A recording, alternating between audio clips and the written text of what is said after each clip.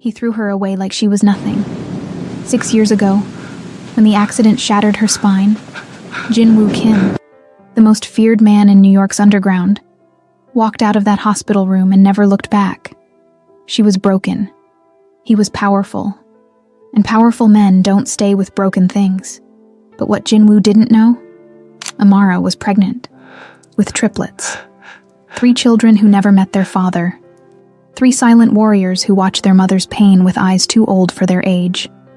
3 souls bound by a survival pact no child should ever carry. And now, Jin-Woo is about to discover that the woman he abandoned didn't just survive. She became something far more dangerous. A mother. Because hell hath no fury like a woman who raised an empire alone, the city never forgets. New York remembers blood. It remembers power. It remembers the name Jin-Woo Kim the way it remembers winter. Cold, inevitable, and unforgiving. For 6 years, Jin-Woo ruled the shadows. The Korean syndicate bowed. Rivals vanished. His empire stretched from the docks of Brooklyn to the penthouses of Manhattan. He was untouchable. Until the night everything fell apart. It started with a name whispered in a back alley deal. A name he thought he'd buried. Amara. Jin-Woo's hand froze mid-signature. The pen hovered over the contract, ink trembling like his pulse. "What did you just say?" His voice was glacier slow. The informant, a wiry man with nicotine-stained fingers, swallowed hard. Amara Okafor. She's alive, living in Brooklyn, runs a small community center for kids. Jin-Woo's jaw tightened. Alive. The word tasted like rust. 6 years ago he'd walked out of that hospital. She'd been lying in a bed, her legs lifeless, her eyes accusing.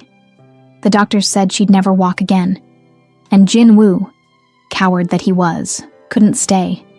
He told himself it was mercy, that she deserved better than a man drowning in violence. But the truth, he was afraid. Afraid of weakness.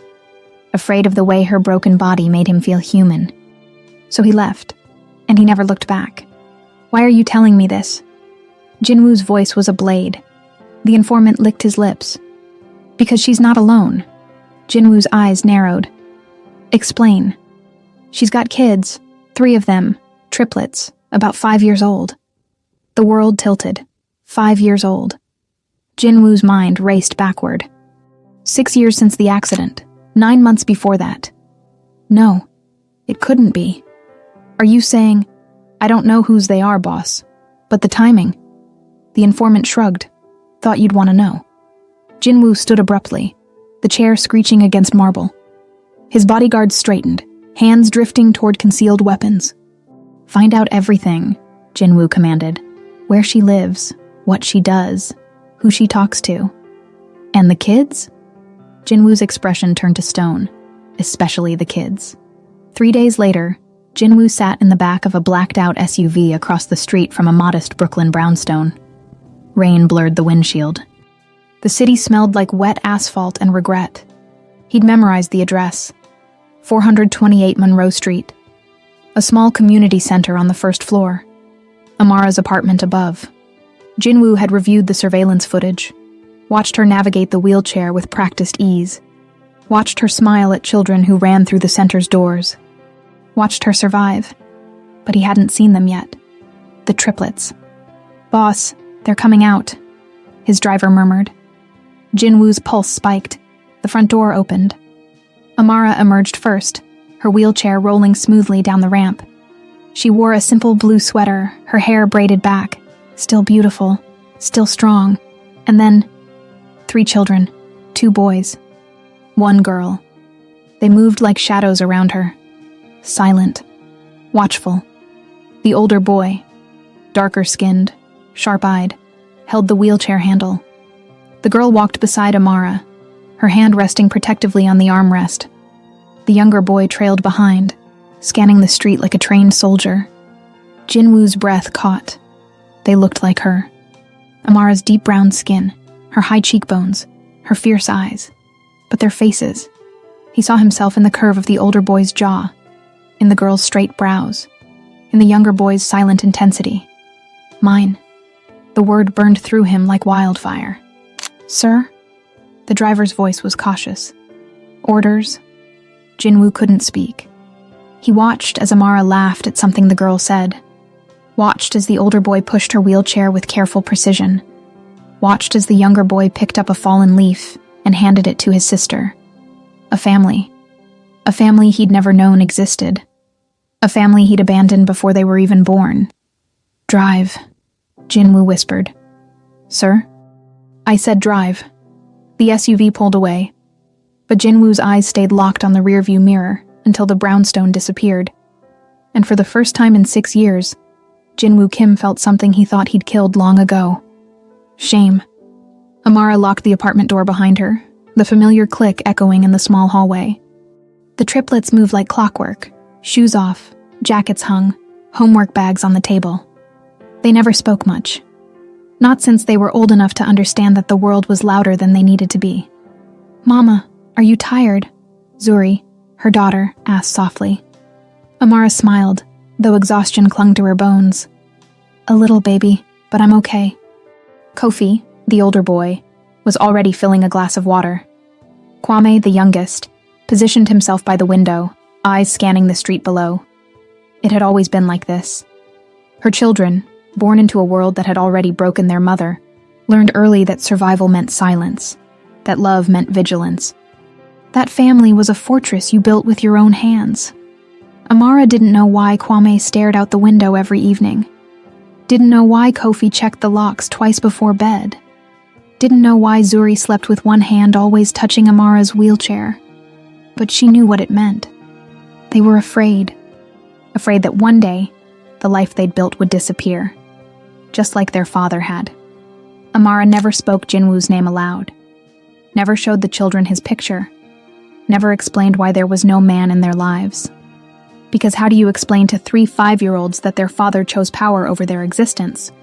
How do you tell them that love, real love, wasn't enough? Mama? Zuri's voice pulled her back. Yes, sweetheart. Why do you look sad? Amara's chest tightened. She reached for Zuri's hand, squeezing gently. I'm not sad, baby. I'm just remembering. Remembering what? A man who made me believe in forever. A man who walked away when forever got hard.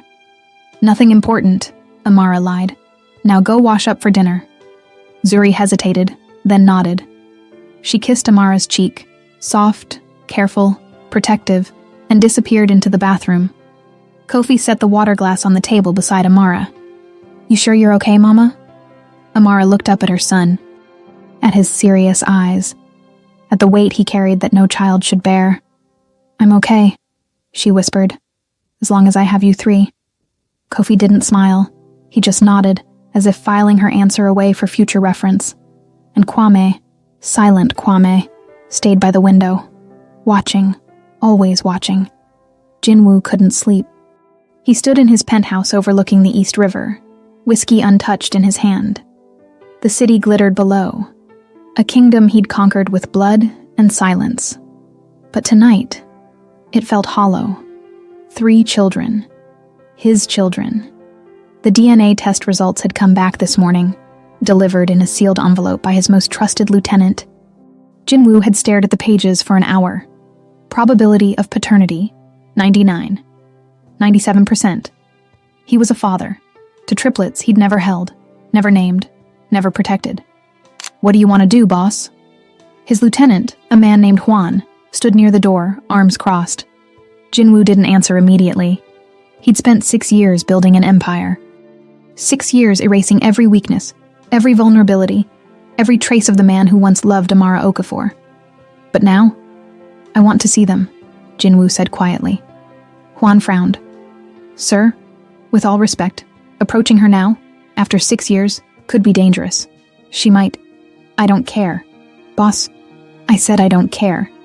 Jinwoo's voice hardened. Set up a meeting. Somewhere neutral. Public. Juan hesitated, then nodded. Understood. Jinwoo turned back to the window. The city pulsed beneath him, indifferent to his turmoil.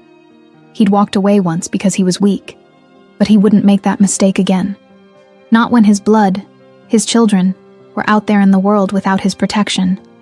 Even if Amara hated him, even if she'd moved on, he had to try. Amara received the message 3 days later. It came as a handwritten note, slipped under her apartment door while she was teaching an art class downstairs. Amara, I know I have no right to ask, but I need to see you, please. J. Her hands shook as she read it. J. Jinwoo. After 6 years of silence, he dared to reach out with a single letter. Rage bloomed in her chest, hot and vicious. Mama? Kofi appeared in the doorway, his eyes sharp. What's wrong? Amara crumpled the note in her fist. Nothing, baby. Just junk mail. Kofi didn't believe her. She could see it in the way his jaw tightened, the way his gaze flicked to the crumpled paper. But he didn't push. That was the thing about her children. They knew. They always knew when something was wrong, and they never asked questions that might hurt her. Go finish your homework, Amara said gently. Kofi lingered for a moment, then nodded and left. Amara stared at the note. I need to see you. Need. As if Jinwoo Kim had ever needed anything beyond power. She should throw it away, burn it, forget it ever existed. But instead, Amara found herself reaching for her phone. She typed out a single message to the number written at the bottom of the note. 1 meeting, public place. You have 10 minutes to explain yourself. Then you disappear. Forever. The response came almost immediately. Thank you. Tomorrow. 3 p.m. Central Park, Bow Bridge.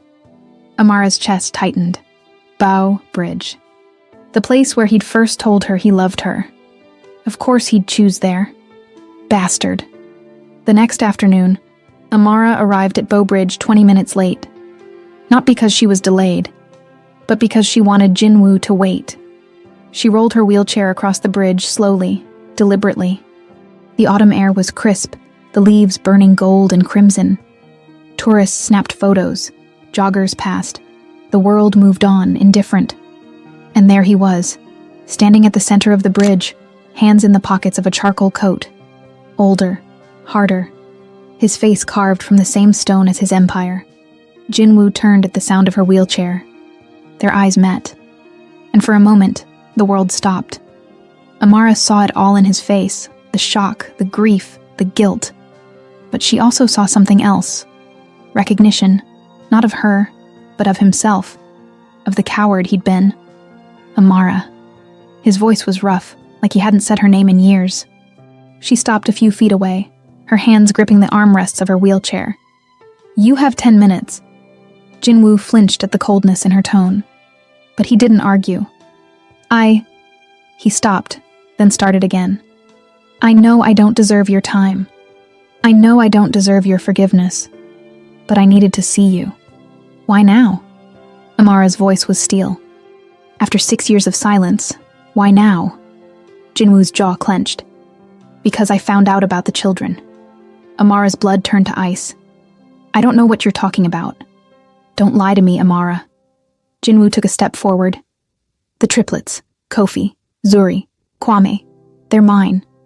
Amara's heart hammered. How do you? DNA test. Her vision blurred with fury. You tested them? Without my permission? I had to know. You had no right. Amara's voice cracked. You walked away, Jinwoo. You left me broken and alone. You don't get to waltz back into our lives because your guilt finally caught up with you. I know. Jinwoo's voice was raw. I know I failed you. I know I was a coward. But those children are mine. Amara's eyes blazed. I raised them. I fed them.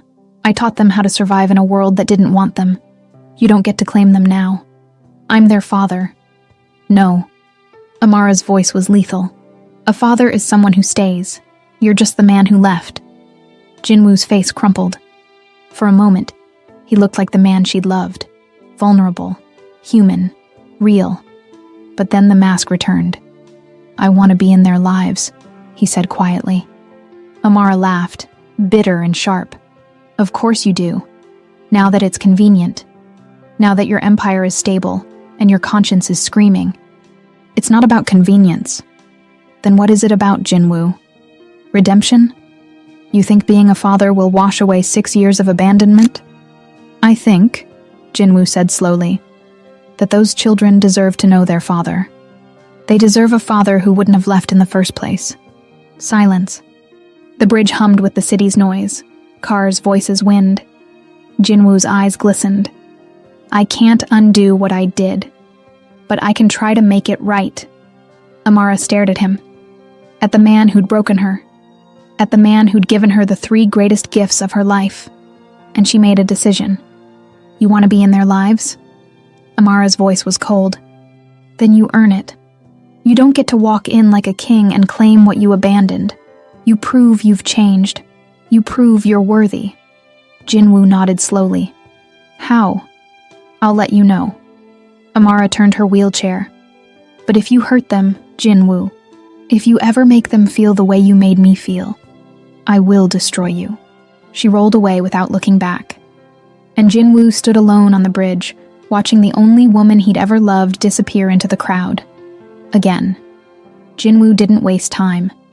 The next week, he sent gifts. Not extravagant, not obvious, just thoughtful.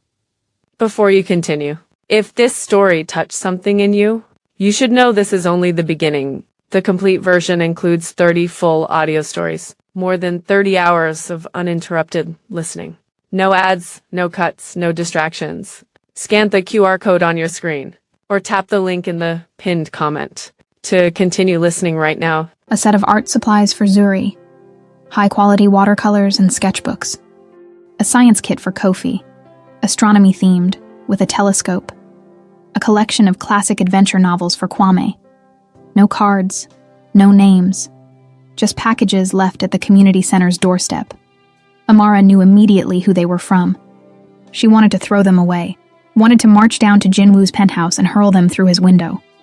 But then she saw Zuri's face light up when she opened the watercolors, saw Kofi's careful fingers assembling the telescope, saw Kwame crack open the first book and actually smile, and Amara's resolve wavered. Damn him. 2 weeks later, Jinwoo appeared at the community center. Not in a suit, not with bodyguards. Just him, jeans, a simple sweater, hands in his pockets. Amara was in the middle of teaching a dance class when she saw him through the window. Her heart stopped. Jinwoo stood on the sidewalk, watching, not approaching, not demanding entry, just waiting. When the class ended, Amara rolled outside. What are you doing here? Jinwoo met her gaze. You said I had to earn it. So I'm here, to help. Amara frowned. Help with what? Whatever you need. Jinwoo gestured to the center. You run this place alone, don't you? You teach classes, manage finances, organize events. Let me help. I don't need your help. I know. Jinwoo's voice softened. But maybe the community does. Amara studied him, searching for the catch, the angle. But all she saw was sincerity. Fine, she said finally. We're painting the rec room this weekend. If you want to help, show up Saturday at 9. Don't be late. Jinwoo nodded. I'll be here. Saturday arrived cold and gray. Amara half expected Jinwoo not to show.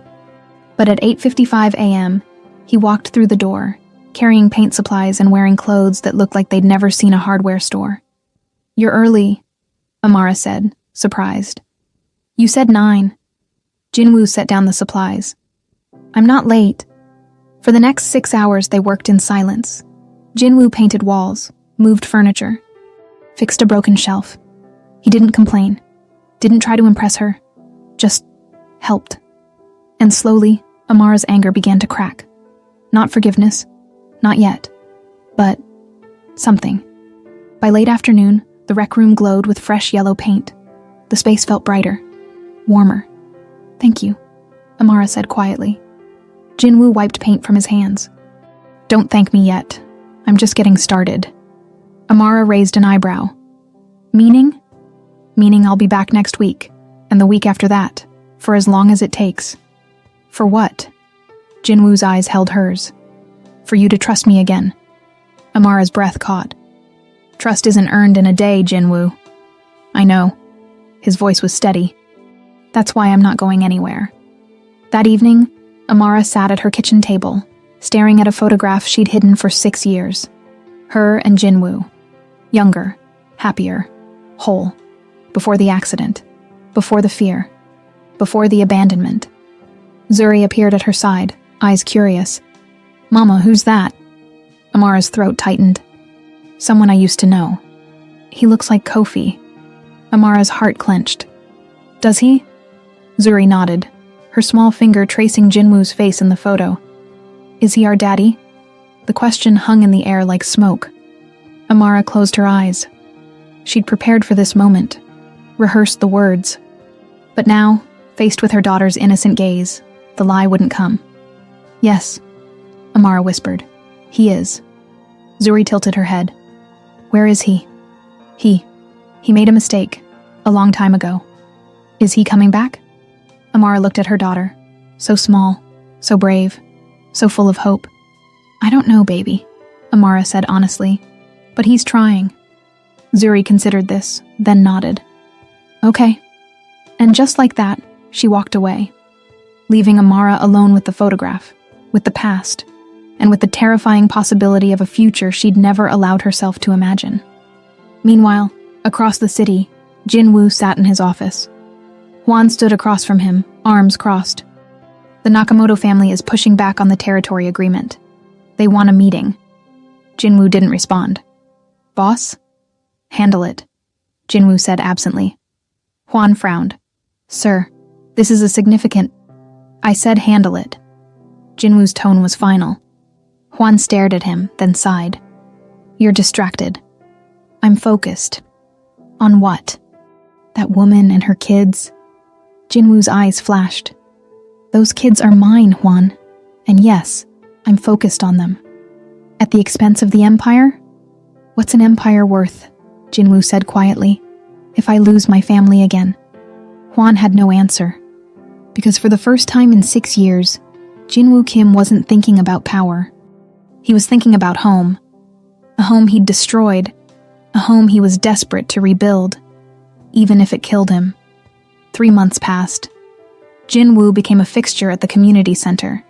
He painted walls, fixed broken equipment, coached basketball, tutored math. He didn't try to parent the triplets, didn't force himself into their lives. He just existed, near them, consistent, present. And slowly, painfully slowly, the children began to notice him. Kofi watched Jinwoo repair a broken heater with silent fascination. Zuri showed him her paintings, hesitant but hopeful. Kwame sat beside him during story time, never speaking, but there. Amara watched it all from a distance, and her heart betrayed her. Because the man she'd tried to hate for 6 years was becoming impossible to ignore. It happened on a Tuesday evening. Amara was locking up the center when she heard voices in the alley behind the building. Loud, aggressive. Her pulse spiked. She rolled her wheelchair toward the back door, peering through the window. 3 men surrounded Jinwoo. They weren't random thugs. Amara recognized the stance, the confidence, the danger. Rival syndicate. "You think you can just walk away from the game, Kim?" One of them sneered. "The Nakamoto family doesn't forget." Jinwoo's face was stone. "I'm not part of this anymore." "You're always part of this. Blood doesn't wash off." The man pulled a gun. Amara's heart stopped. But Jinwoo didn't flinch. "Put it away," Jinwoo said quietly. "You don't want this fight." "I think I do." The click of the safety echoed in the alley, and then, "Daddy!"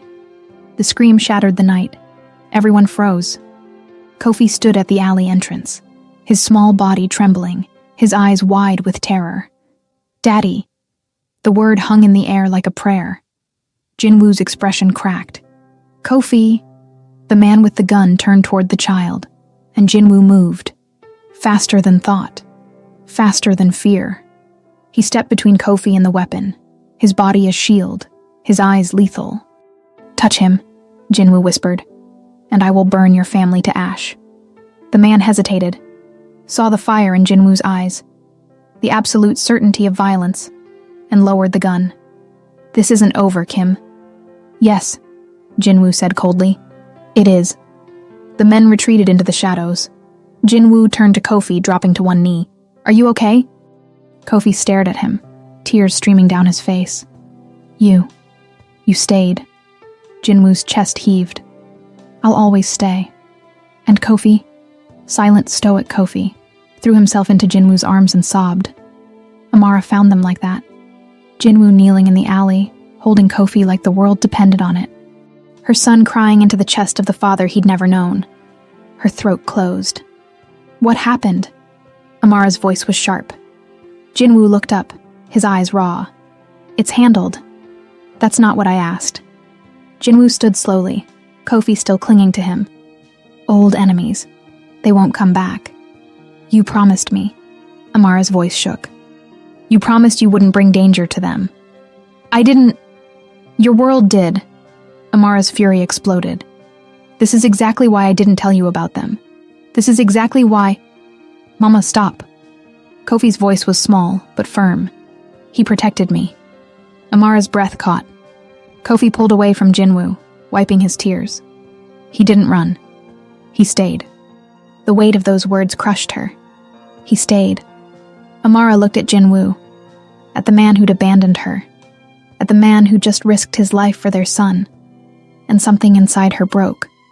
We need to talk, she whispered. Jinwoo nodded. I know. That night after the children were asleep, Amara and Jinwoo sat on the rooftop of her building. The city stretched below them, glittering and indifferent. I'm leaving the syndicate, Jinwoo said quietly. Amara turned to him, shocked. What? I've already started the process, transferring power, dissolving ties. It'll take time, but why? Jinwoo met her gaze. Because I can't be the man they need if I'm still the man I was. Amara's eyes filled with tears. You're really doing this.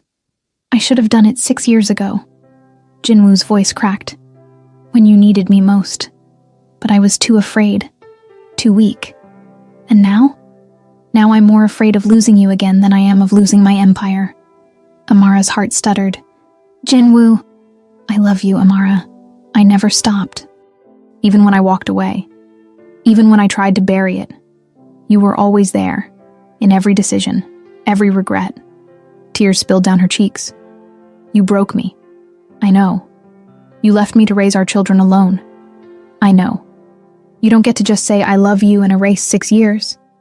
I know. Jinwoo's voice was raw. But I'm asking for a chance. Not to erase the past, but to build a future. With you. With them. Amara closed her eyes. I don't know if I can trust you. Then let me prove it. Jinwoo reached for her hand, hesitant. Every day. For the rest of my life. Amara looked at their joined hands.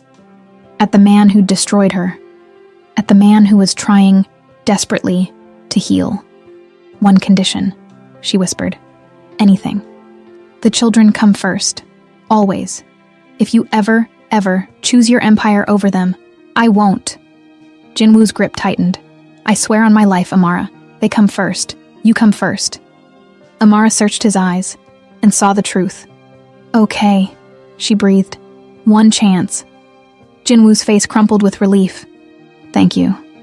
They sat in silence, hands intertwined, the city breathing below them. And for the first time in 6 years, Amara allowed herself to hope. 6 months later, Jinwoo's life had transformed. He'd stepped down from the syndicate, transferred his empire to trusted lieutenants, washed his hands of blood money. It wasn't easy. Rivals tested him. Old allies questioned his loyalty. Some called him weak, but Jinwoo didn't care. Because every evening he went home to Amara's brownstone.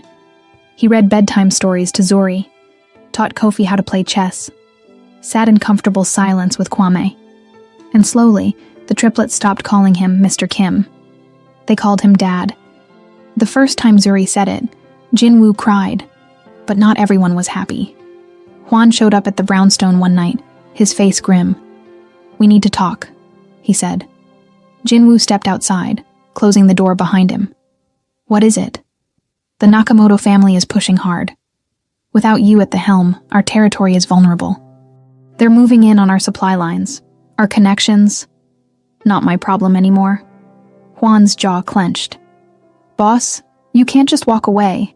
You built this empire, I owe them nothing. Jinwoo's voice was steel. I paid my dues in blood. I'm done. And what about the people who depend on you? The families you protected? The businesses you kept safe? Jinwoo hesitated. Hwan pressed on. The Nakamoto family doesn't play fair. They'll destroy everything you built. And the people caught in the crossfire? They'll suffer. Jinwoo's chest tightened. What do you want me to do? One last move. Negotiate a truce. Secure the transition. Then you're free. Jinwoo looked back at the brownstone. At the warm light glowing through the windows. At the life he'd fought so hard to build. How long? 2 weeks, maybe 3. Jinwoo closed his eyes. Fine. But this is the last time. Hwan nodded. Understood. Jinwoo didn't tell Amara. He told himself it was to protect her. That she didn't need the stress. But the truth? He was afraid she'd see it as a betrayal. So he lied. Told her he had business meetings. Consultations for his new legitimate ventures. And Amara believed him. Until the night she saw the news. Syndicate violence erupts in Lower Manhattan. 2 injured in turf war. Amara's blood ran cold. She grabbed her phone, calling Jinwoo. No answer. She called again. Nothing. Panic clawed at her chest. Jinwoo walked into the brownstone at 2 a.m., exhausted and bruised. The negotiation had gone south. Fists had flown. He'd barely escaped. But it was over. The truce was signed. He was free. He opened the apartment door, expecting darkness. Instead, Amara sat in the living room, the TV still showing the news footage. Her eyes were red. Her face was stone. Amara, don't. Her voice was lethal. Don't you dare lie to me again. Jinwoo's stomach dropped. I was going to tell you. When? After you got yourself killed? Amara's voice cracked. You promised me, Jinwoo. You promised the children came first. They do. Then why were you in the middle of a syndicate war? Jinwoo ran a hand through his hair, defeated. It was supposed to be the last time. I was securing the transition. There's always a last time with you. Amara's fury exploded. There's always one more deal, one more negotiation, one more risk. And I'm supposed to just sit here and wait for the day you don't come home. Amara, please. No. Amara's voice broke. I can't do this. I can't watch you choose that life over us. Not again. Jinwoo dropped to his knees in front of her wheelchair, his eyes desperate. I'm done. This was the last time, I swear. You swore before. And I meant it. Every word. Jinwoo's hands shook. I know I messed up. I know I should have told you, but I did it for us. To make sure we'd be safe. To make sure the past wouldn't follow us. Amara's tears fell. I don't want safety if it costs me you. Jinwoo's heart shattered. You won't lose me. You don't know that. I do. Jinwoo gripped her hands. Because I'm not the man I was 6 years ago. I'm not the coward who ran. I'm the man who stays, who fights, who chooses you. Every time. Amara searched his face, her walls crumbling. Promise me. No more secrets. No more lies. I promise. And if you break it, I won't. Jinwoo's voice was fierce. I swear on our children's lives, Amara. I won't. Amara pulled him close, her tears soaking his shirt. I'm so tired of being afraid. Then let me be your strength, Jinwoo whispered. Let me carry this with you. And in the quiet of the night, they held each other. 2 broken people, building something whole. 1 year later, Jinwoo stood in the backyard of a house he'd bought in Westchester, 30 minutes north of the city. A real house. Not a penthouse, not a fortress. Just a home. White picket fence, oak trees. A garden where Amara grew tomatoes and herbs. A swing set the triplets had begged for. A wooden deck where they ate breakfast on weekends. It was everything Jinwoo had never known he wanted. The morning sun cast golden light across the lawn. Birds sang. Somewhere down the street, a dog barked. The world felt peaceful. Jinwoo sipped his coffee, watching the triplets play. Zuri sat at her small easel near the garden, her tongue poking out in concentration as she painted the sunrise. She'd inherited Amara's artistic soul and Jinwoo's perfectionist streak, a dangerous combination. Her paintings covered the walls of their home now. Bold, colorful, alive. Kofi was in the center of the yard, launching a model rocket he'd built from scratch. The boy had Jinwoo's analytical mind and Amara's quiet determination. He spoke little, but observed everything. At 6 years old, he already understood physics better than most teenagers. And Kwame, silent, watchful Kwame, sat beneath the oak tree with a thick book on his lap. Treasure Island. Jinwoo had read it to him last month, and Kwame had insisted on reading it again. Alone. The boy loved stories, loved words, but rarely spoke his own. Jinwoo's chest tightened with love so fierce it hurt. "You're staring again." Jinwoo turned. Amara rolled her wheelchair onto the deck, a soft smile playing on her lips. She wore a yellow sundress, her hair loose around her shoulders. Beautiful. Still the most beautiful woman he'd ever seen. "Can't help it," Jinwoo said, setting down his coffee. "I'm looking at my entire world." Amara rolled her eyes, but her smile widened. "You're getting sentimental in your old age." "I'm 35. Ancient." Jinwoo laughed, a sound that still surprised him. He'd laughed more in the past year than in the previous 34 combined. He knelt beside Amara's wheelchair, taking her hand. "Happy?" Amara's eyes softened. "Happier than I ever thought possible." Jinwoo pressed a kiss to her knuckles. "Me too." They sat in comfortable silence, fingers intertwined, watching their children play. This was his empire now. Not territory, not power, not fear, just love. The past year had been a journey. Jinwoo had fully extricated himself from the syndicate. It hadn't been easy. Old enemies tested him. Rivals waited for him to fail. Some called him weak, a fool, a traitor to his blood. But Jinwoo didn't care, because every evening he came home to this. To Zuri running into his arms, paint still on her fingers. To Kofi showing him blueprints for new inventions. To Kwame sitting beside him during dinner, silent, but there. To Amara waiting for him with that soft smile that meant you're home. Jinwoo had traded his empire for a family, and it was the best deal he'd ever made. He'd started a legitimate business, a consulting firm helping ex-criminals reintegrate into society. It was honest work, hard work, work that meant something. Amara had expanded the community center, using Jinwoo's resources to offer free classes, meals, and support to struggling families. She'd become a pillar of the Brooklyn community, respected, loved. And together, they'd built something neither had imagined. A life. A real, honest, good life. "Dad! Dad! Watch!" Kofi's voice rang out across the yard. Jinwoo stood, grinning. "I'm watching." Kofi pressed the ignition button on his rocket launcher. The model rocket shot into the air with a whoosh, arcing beautifully before deploying its parachute and drifting back to Earth. "Yes!" Kofi pumped his fist in the air. Jinwoo jogged over, scooping his son into his arms. "That was perfect. You're a genius, you know that?" Kofi beamed, his rare smile lighting up his face. "Can we build a bigger one?" "Absolutely. We'll start this weekend." Kofi hugged him tight. "Thanks, Dad." Jinwoo's throat closed. Even after a year, hearing that word still made him want to cry. Dad. He'd spent 6 years believing he didn't deserve the title, but his children had given it to him anyway. Zuri appeared at his side, tugging on his shirt. "Daddy, come see my painting." Jinwoo set Kofi down and followed Zuri to her easel. She'd painted the sunrise, orange and pink and gold bleeding across a deep blue sky.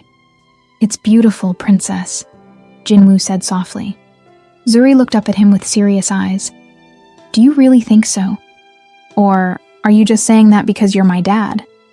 Jinwoo crouched down to her level. "I think so because it's true. You have a gift, Zuri. A real gift." Zuri's smile could have powered the sun.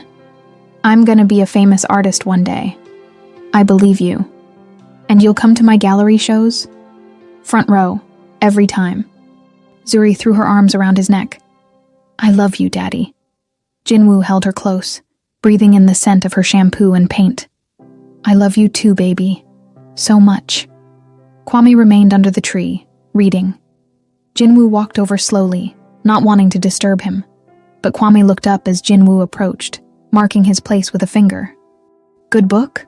Jinwoo asked. Kwame nodded. "Jim Hawkins is brave." It was more words than Kwame usually spoke in a day. Jinwoo sat down beside him carefully. "He is," Jinwoo agreed. "Do you want to be brave like him?" Kwame thought about this, his dark eyes serious. "I'm already brave." Jinwoo's heart squeezed. "You are?" "I protect Mama when you're not home, and Kofi and Zuri too." Jinwoo's vision blurred. This boy, this quiet, watchful boy, had spent 5 years being the man of the house, carrying weight no child should bear. "You don't have to do that anymore," Jinwoo said gently. "I'm here now. I'll protect all of you." Kwame studied him for a long moment. Then, slowly, he leaned against Jinwoo's shoulder. It was the first time Kwame had initiated physical contact. Jinwoo wrapped his arm around his son, holding him close. "I'm glad you're here, Dad," Kwame whispered. Jinwoo closed his eyes, tears slipping down his cheeks. "Me too, son. Me too." That evening, after the children were bathed and tucked into bed, Jinwoo and Amara sat on the deck under the stars. The night was cool and clear. Crickets sang. The wind rustled through the oak tree. Amara rested her head on Jinwoo's shoulder. "They love you." "I love them," Jinwoo said quietly. "More than I knew was possible." "You're a good father." Jinwoo shook his head. "I'm trying to be, but I have 6 years to make up for." "You can't make up for lost time," Amara said gently. "You can only build new time, and you're doing that. Every day."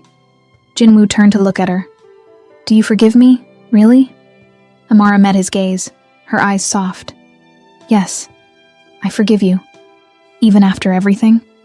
"Even after everything." Amara took his hand. "Because you didn't just come back, Jinwoo. You changed. You became the man I always believed you could be." Jinwoo's voice cracked. "I don't deserve you." "Maybe not," Amara teased. "But you're stuck with me anyway." Jinwoo laughed through his tears. Then he pulled a small box from his pocket. Amara's breath caught. "Jinwoo." "I know this is fast," Jinwoo said, opening the box to reveal a simple diamond ring. "And I know we've been taking things slow.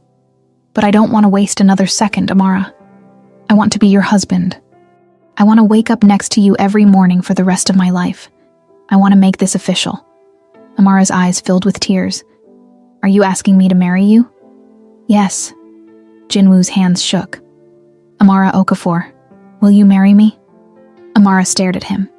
At the man who'd broken her. At the man who'd healed her. At the man who'd chosen love over empire. And she smiled through her tears. "Yes," she whispered. "Yes, I'll marry you." Jinwoo slid the ring onto her finger, then kissed her with all the love he'd kept locked away for 6 years. When they pulled apart, Amara was laughing and crying at the same time. "We're really doing this," she said. "We're really doing this," Jinwoo confirmed. They held each other under the stars, two broken people who'd built something whole. 2 months later, they had a small wedding in the backyard. Just close friends, a few family members, the kids from the community center. Zuri was the flower girl. Kofi and Kwame stood beside Jinwoo as his best men. And when Jinwoo saw Amara roll down the aisle in her wheelchair, wearing a simple white dress, flowers in her hair, he cried like a child. She was everything, and she was his. "I love you," he mouthed as she reached him. Amara smiled. "I love you too." They said their vows under the oak tree where Kwame loved to read. Promised to love each other through joy and pain, through strength and weakness, through everything life threw at them. And when the officiant said, "You may kiss your bride," Jinwoo kissed Amara like she was the air he needed to breathe. The triplets cheered. The guests applauded.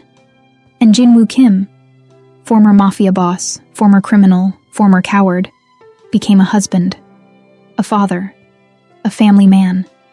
That night, after the guests had left and the children were asleep, Jinwoo carried Amara to their bedroom. She laughed, holding onto his neck. "You know I can get there on my own, right?" "I know," Jinwoo said, "but I like carrying you." He set her gently on the bed, then knelt beside her. "Thank you," he whispered. "For what?" "For giving me a second chance. For believing in me. For letting me be part of this family." Amara cupped his face. "You didn't just become part of this family, Jinwoo. You are this family." Jinwoo pressed his forehead to hers, breathing her in. "I'll spend the rest of my life making you happy," he promised. "You already do." If you stayed until the end, it's because this story stayed with you. What you heard here is just a fragment. The full experience lives in 30 complete audio stories, carefully told with every emotion, every secret, and every moment that couldn't be shared on YouTube. There are no ads, no interruptions, and you can listen anytime, anywhere, in total privacy. Scan the QR code on your screen now, or tap the link in the pinned comment, and discover what was never said. Amara whispered. They fell asleep wrapped in each other's arms, the moonlight streaming through the window. Perfect. Peaceful. Home. 3 months after the wedding, Amara received a letter. It arrived on a Tuesday afternoon while Jinwoo was at work and the children were at school. The mailman handed it to her with a smile. "Special delivery, Mrs. Kim." Mrs. Kim. Amara still loved hearing that. She brought the letter inside, noting there was no return address. Just her name, written in unfamiliar handwriting. Elegant. Feminine. Korean. Amara's pulse quickened, though she didn't know why. She opened the envelope carefully. Inside was a single photograph. Amara pulled it out, her hands beginning to shake. A woman stared back at her. Young, maybe 25. Beautiful. Korean, with delicate features and long black hair. She stood in what looked like a park in Seoul, cherry blossoms falling around her. And beside her, holding her hand, was a little boy. He looked about 4 years old. Dark hair, sharp eyes, and a face that looked exactly like Jinwoo. Amara's blood turned to ice. Her vision blurred. Her heart hammered against her ribs. No. No. She turned the photograph over with trembling fingers.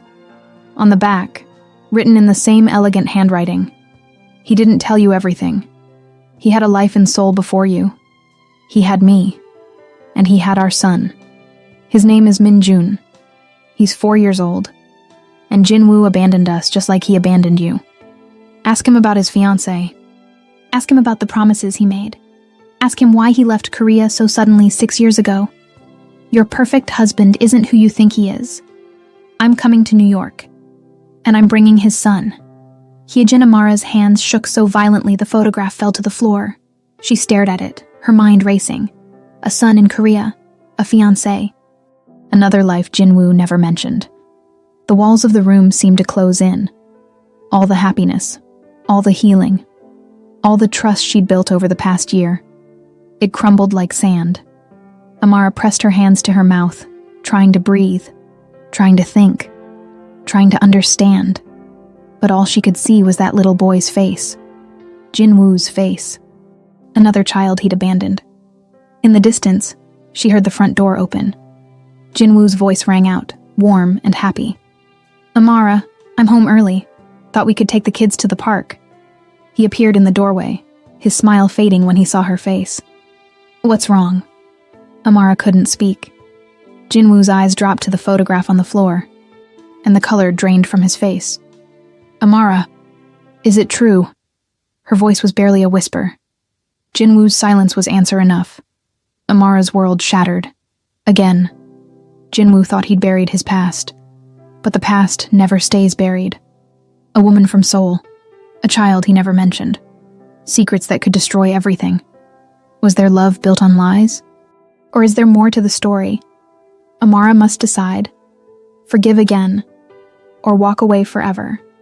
If you want episode 02, leave a comment saying part 2 right now. We need 20 comments asking for it. This video must hit 3,000 views today. Hit those goals and episode 02 drops immediately, because Jinwoo's darkest secret is about to come to light. And the truth? It's more devastating than Amara could ever imagine. Don't forget to like, subscribe, and turn on notifications so you don't miss what happens next.